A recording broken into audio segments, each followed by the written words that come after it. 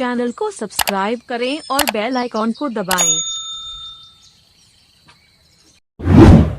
खंडी साधु यह हिंदी कहानी आज के समय में बहुत काम की बात कह रही है, इसे जरूर पढ़े। भगवा रंग किसी भगवान का रूप नहीं है, इसे पहनने वाला हमेशा संत हो जरूरी नहीं। पाखंडी साधु।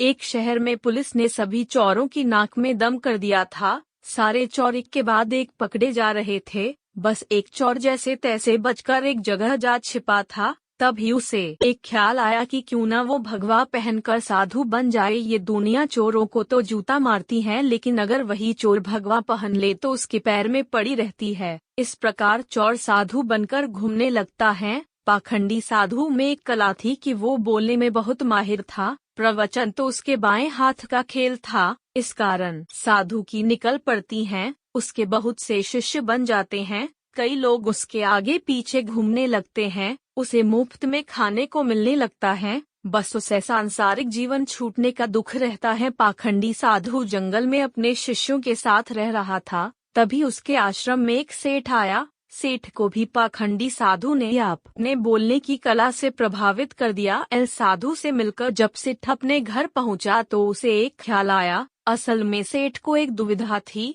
उसके पास बहुत सोना था जिसे चोरों के डर के कारण वो अपने घर में नहीं रख सकता था। उसने सोचा क्यों न ये सोना साधु के आश्रम में रख दिया जाए कि उनकी साधु को कभी कोई मोह माया नहीं रहती। वो तो भगवान का रूप होते हैं। किसी को ऐसे देवता पर शक भी नहीं होगा कि उनके आश्रम में सोना गड़ा हुआ है। ऐसा सोचकर सेठ दूसरे दिन सोना लेकर पाखंडी साधु के आश्रम आता है और उससे पूरी बात बताता है। फिर क्या था, पाखंडी साधु का तो दिल गदगद हो गया। उसकी आंखें तो उस सोने की पोटल बड़ी ई की मात्रा से हट ही नहीं रही थी। उस सेठ ने वो सोने की पोटली आश्रम के एक पेड़ के नीचे दबा दी और वहाँ से चला गया। अब साधु को नींद कहाँ आनी थी। वो रात भर उस सोने की पोटली के बारे में सोचता रहा। उसने सोचा अगर ये सोना मिल जाए तो जीवन तर जाएगा, सांसारिक सुख भी मिलेगा जो इस भगवा कपड़ों ने छीन लिया है। अनुस्वार इस तरह साधु ने कई सपने देख डाले।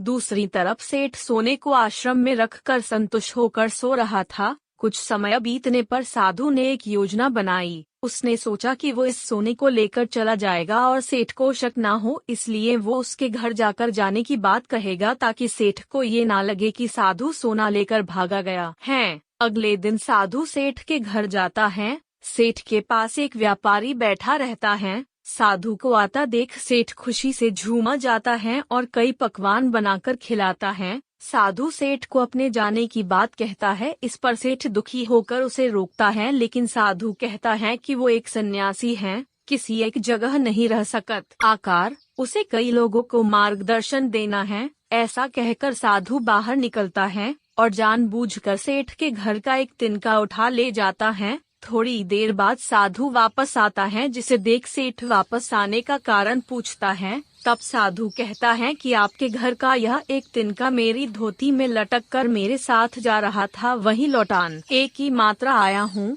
सेठ हाथ जोड़ कहता है इसकी क्या जरूरत थी। तब साधु कहता है इस संसार की किसी वस्तु पर साधु का कोई हक नहीं है। फिर अपनी बातों से वो सेठ को मोहित कर देता है और वहाँ से निकल जाता है। यह सब घटना सेठ के पास बैठा व्यापारी देखता है और सेठ से पूछता है कि कौन है ये साधु। तब सेठ उसे पूरी बात बताता है, जिसे सुनकर व्यापारी जोर जोर से हंसने लगता है। सेठ हंसने का कारण पूछता है। तब व्यापारी उसे कहता है तुम मूर्ख हो, वो पाखंडी तुम्हें लुट के ले गया। जिस पर सेठ कहता है कैसी बात करते हो, वो एक संत हैं, बहुत ज्ञानी हैं। व्यापारी कहता है अगर तुम्हें अपना सोना बचाना है तो उस जगह चलो जहाँ सोना दबाया था। सेठ उसे वहाँ लेकर जाता है और खुदाई करता है, लेकिन उसे कुछ नहीं मिलता। वो रोने लगता है। तब व्यापारी उसे कहता है रोने का वक्त नहीं है, जल्दी चलो, वो साधु दूर नहीं गया होगा। सेठ और व्यापारी पुलिस को बोलते हैं और पुलिस उस पाखंडी साधु को ढूंढ लेती है।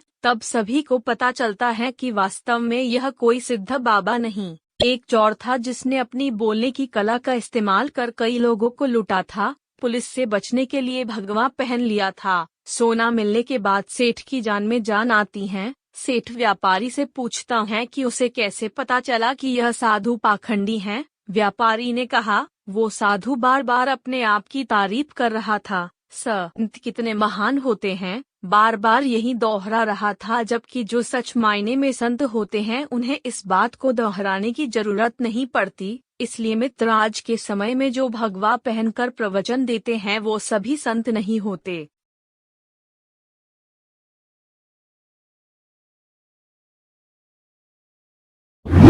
चैनल को सब्सक्राइब करें और बेल आइकॉन को दबाएं।